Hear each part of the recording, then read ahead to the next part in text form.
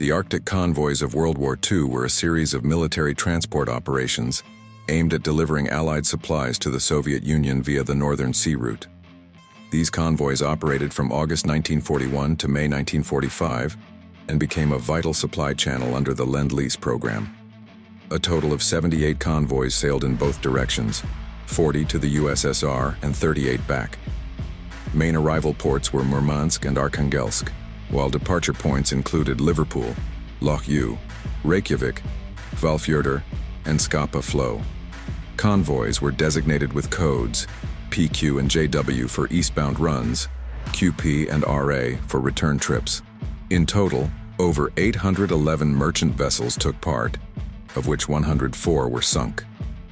Of the roughly 4 million tons of cargo shipped, approximately 3.5 million tons reached the Soviet Union.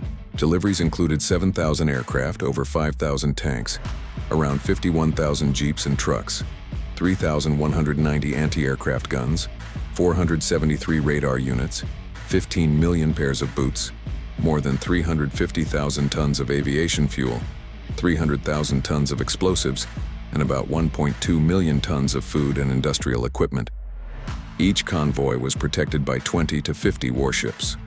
The escort forces included destroyers, corvettes, frigates, mine layers, auxiliary cruisers, aircraft carriers, submarines, and battleships.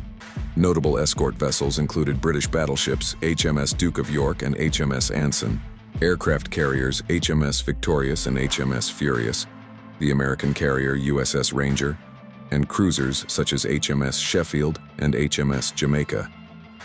The Soviet Navy also participated, especially in the Kola Bay and Murmansk areas. German opposition was fierce.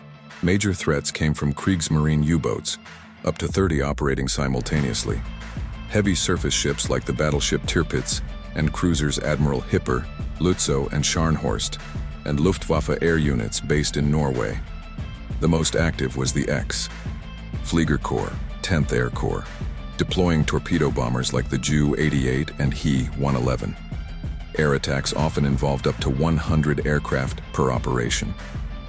The Allies' most devastating loss occurred with convoy PQ-17.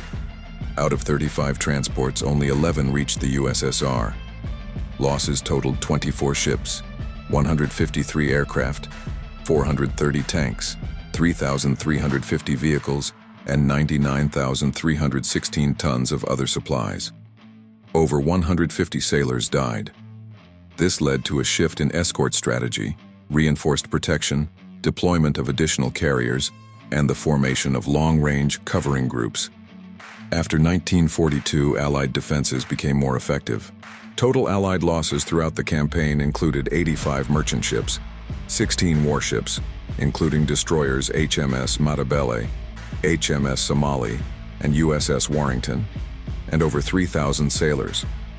German losses included around 40 U-boats, dozens of aircraft, and damage or destruction of heavy warships.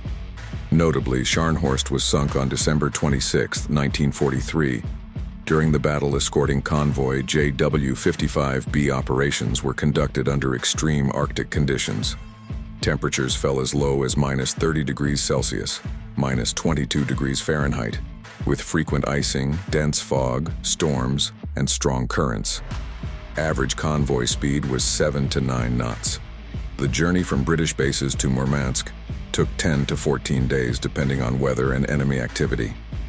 In some cases, like Operation JW-58, March-April 1944, the escort group included up to 50 ships, 2 carriers, 2 battleships, 7 cruisers, and 17 destroyers. Lend-Lease deliveries via the Arctic routes accounted for about 23% of all shipments to the USSR. By comparison, 47% went through the Far East and 30% through the Persian corridor. Despite the smaller share, Arctic convoys were by far the most dangerous and resource-intensive per ton of cargo delivered. The peak of the Arctic campaign came in 1944, with up to 2 or 3 major convoys each month. The final convoy, RA-67, departed Kola Bay on May 23, 1945, and reached Liverpool without loss. After the war, Official reports from the Admiralty and the U.S. Navy emphasized the Arctic campaign as one of the most challenging and resource-demanding logistical operations of World War II.